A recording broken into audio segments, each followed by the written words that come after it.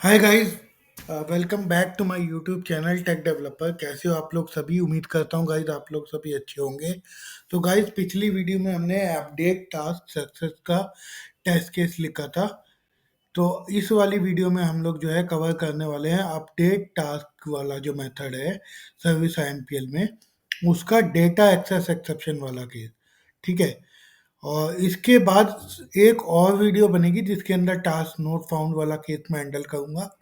But जो अभी जो है पहले इसी update task with data access exception focus करते हैं। तो प्लीज़ अभी तक चैनल सब्सक्राइब नहीं किया तो पहले प्लीज़ चैनल सब्सक्राइब कर लेना और बेल आइकन जरूर प्रेस कर लेना गाइस। तो फटाफट से एक मेथड बनाते हैं update task data access exception test. ठीक है।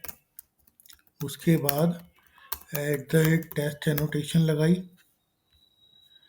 टास्क फॉर्म जो मुझे भेजना है वो बना दिया।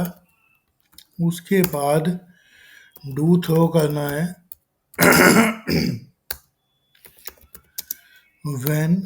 डू थ्रो करना है टास्क रिपोजिटरी डॉट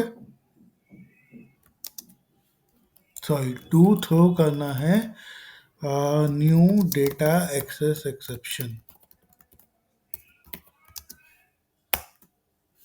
और मैसेज क्या आएगा? Unable to connect to dB.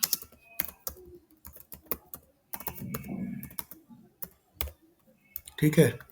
और उसके बाद when task repository dot find by ID. ID का हो गया आईडी 1L। ठीक है। ये हो गया। और डेटा एक्सेस एक्सेप्शन जब न्यू ऑब्जेक्ट बनाया तो उसका सीरियल वर्जन बनाना पड़ेगा। ये हो गया। उसके बाद हम लोग कहेंगे असर्ट थ्रो। ठीक है। Data access exception dot class. उसके बाद हम कहेंगे मेथड कॉल जो कि होगा हमारा task services dot update task 1L और ये टास्क फॉर्म। ठीक है।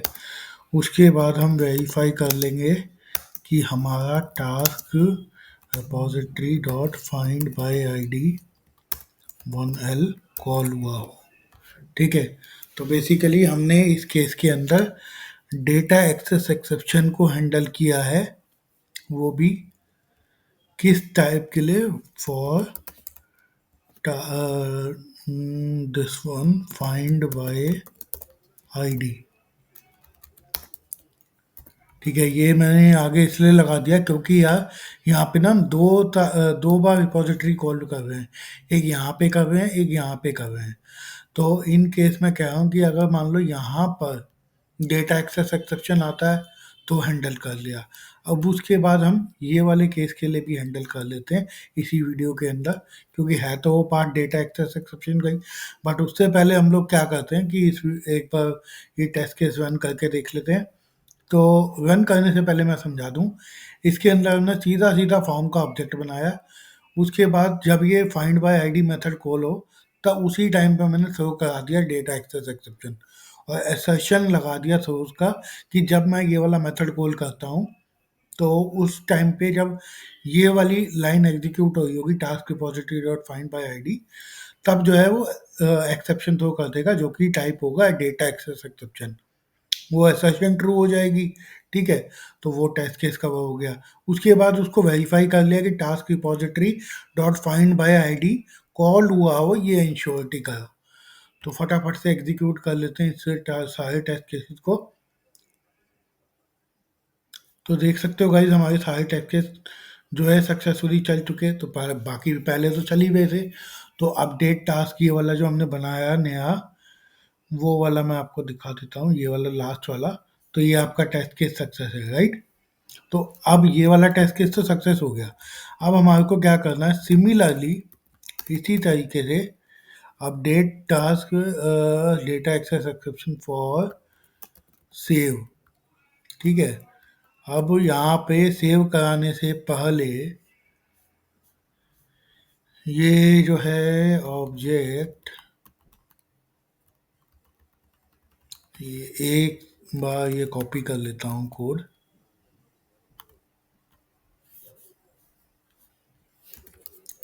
अब ये देखो ये चीज़ है कि सबसे पहले मैंने टास्क फॉर्म का ऑब्जेक्ट बनाया, फिर उसके बाद टास्क का बना दिया और ऑप्शनल टास्क मैंने दे दिया, यानी कि task repository dot find by ID जब करेगा तब तो ये नॉर्मली रिटर्न कर देगा ऑब्जेक्ट, है ना। उसके बाद क्या करेगा, उसके बाद मैं ये फटाफट से कॉपी कर रहा हूँ ताकि टाइम बच जाए।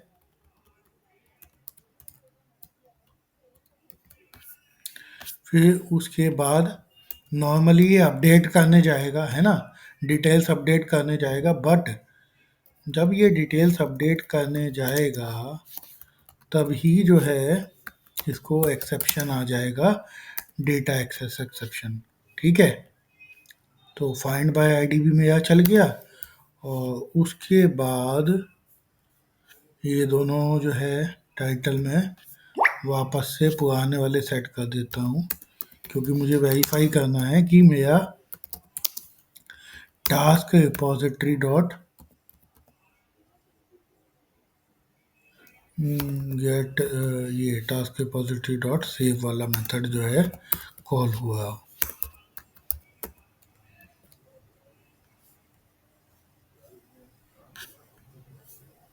ठीक है भाई, तो वो चीज़ है।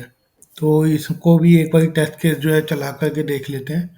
जो हमने पहले जो टेस्ट केस लिखा ना एक डेटा एक्सेस का, वो सिर्फ इस वाले सिनेरियो के लिए था कि जब मैं अपडेट टास्क करता हूँ, मान लो यहीं पे मेरे को डेटा एक्सेस एक्सेप्शन आ गया तो मैं क्या करूँगा, है ना। अब ये वाले केस के बाद हमने ये कहा कि अब यार मान लो यहाँ तक तो मेरा सब कुछ सही चल गया, जब मैं सेव करने वाला हूँ तब मुझे डेटा एक्सेस एक्सेप्शन आ गया, राइट।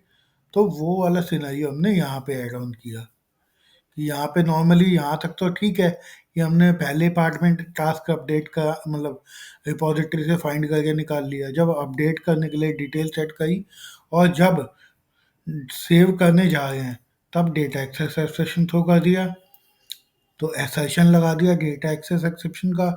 और फिर उसके बाद वेरीफाई कर लिया कि टास्क रिपोजिटरी तो एक बार कॉल हुआ हो।